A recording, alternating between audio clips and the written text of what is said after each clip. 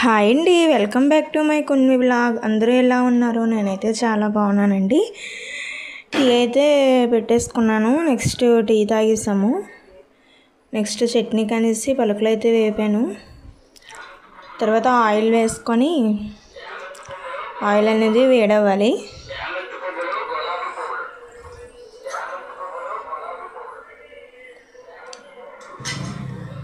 Oil వేడైన తర్వాత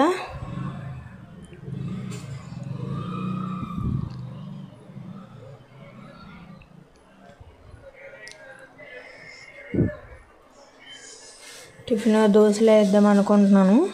అలాగే ఆయిల్ అయితే వేడవుతుంది. వేడైన తర్వాత పచ్చిమిర్చి, పచ్చి కొబ్బరి వేసుకొని ఫ్రై చేసుకోవాలి. మూత అయితే పెట్టుకోవాలి. కట్ చేయకుండా వేసాం కదా పచ్చిమిర్చి, కూలుతుంది అన్నమాట. చూడండి, వేగిపోయి తీసుకొని పలుకులు అయితే ఇందాక వేపుకున్నాం కదా, అవి అయితే తొక్కు తీసుకొని మిక్సీలో వేసుకోవాలి. శనగపలుకులు అలాగే వేపిన శనగపప్పు కొంచెం తీసుకోవాలి. తీసుకొని అలాగే మనం ఫ్రై చేసుకున్నాం కదా పచ్చిమిర్చిని, ఎండు కొబ్బరి అవి వేసుకోవాలి చల్లారక. అలాగే జీలకర్ర వేసుకోవాలి కొంచెం.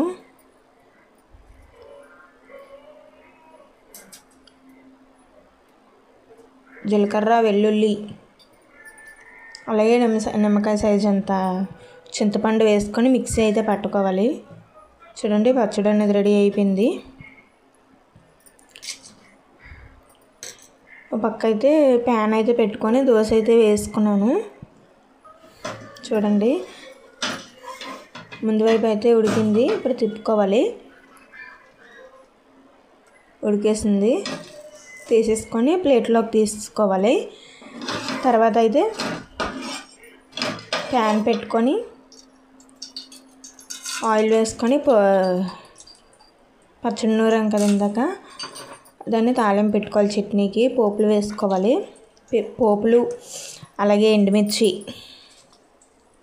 కరివేపాకు వేసుకోవాలి. బాగా ఫ్రై చేసుకోవాలి. ఇవి బాగా ఫ్రై చేసుకున్న తర్వాత స్టవ్ అయితే ఆఫ్ చేసేసుకోవాలి. ఆఫ్ చేసేసుకొని పచ్చడి మనం ఇందాక మిక్సీ పెట్టాం కదా, అదైతే ఇందులో వేసుకోవాలి.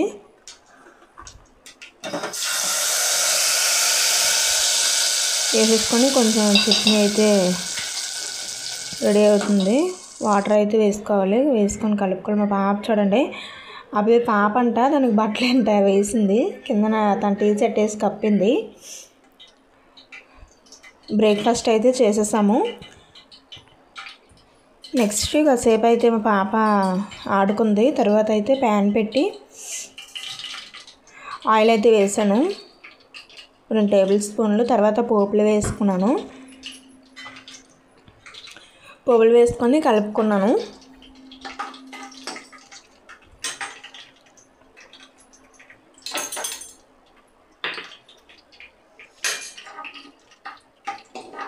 పోపులు బాగా వేపనివ్వాలి.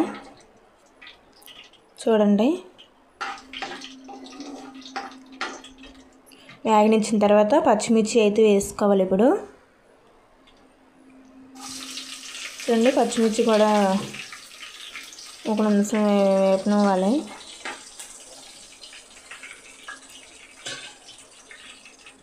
అవి ఫ్రై అయిన తర్వాత ఉల్లిపాయలు అయితే మనం కట్ చేసుకున్నాం కదా, నేనైతే ఒక ఉల్లిపాయ, ఎందుకంటే నాది పెద్ద ఉల్లిపాయ తీసుకున్నాను, ఒకటే వేసుకున్నాను. కావాలంటే మీరు 2 కూడా వేసుకోవచ్చు. కరివేపాకు అయితే వేసేసుకొని వేపేసుకున్నాను. తర్వాత ఉల్లిపాయలు అయితే వేసుకోవాలి కట్ చేసినవి. అవి కూడా బాగా ఫ్రై చేసుకోవాలి.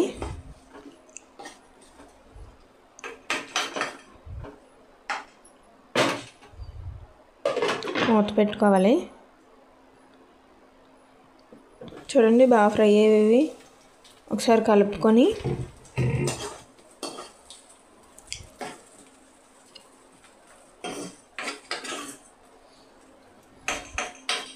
ఇందులోకి అల్లం వెల్లుల్లి పేస్ట్ కూడా వేసుకోవచ్చు కావాలనుకుంటే, నేనైతే వేయలేదు.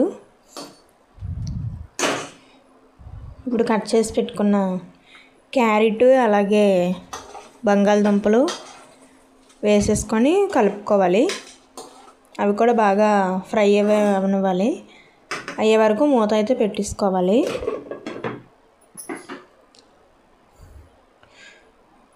చూడండి బాగా వేగాయి కదా.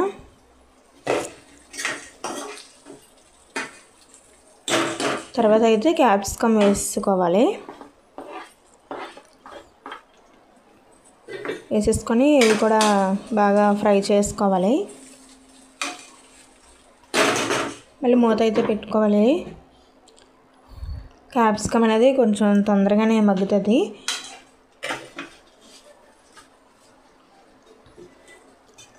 మగ్గేసింది క్యాప్సికమ్. తర్వాత టమాటా అయితే వేసుకోవాలి.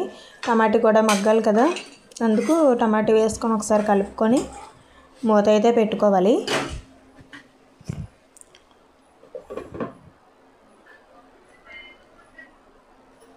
చూడండి టమాటా కూడా మగ్గింది.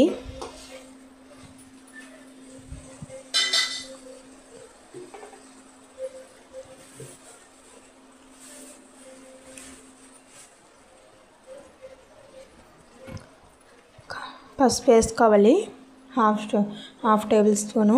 అలాగే కారం అయితే 2 స్పూన్లు వేసుకోవాలి. అలాగే టేస్ట్కి తగ్గట్టు సాల్ట్ వేసుకోవాలి.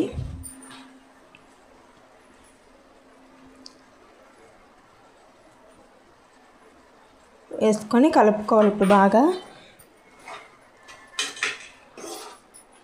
ఆ ముక్కలన్నిటికీ పట్టేలా కలుపుకోవాలి.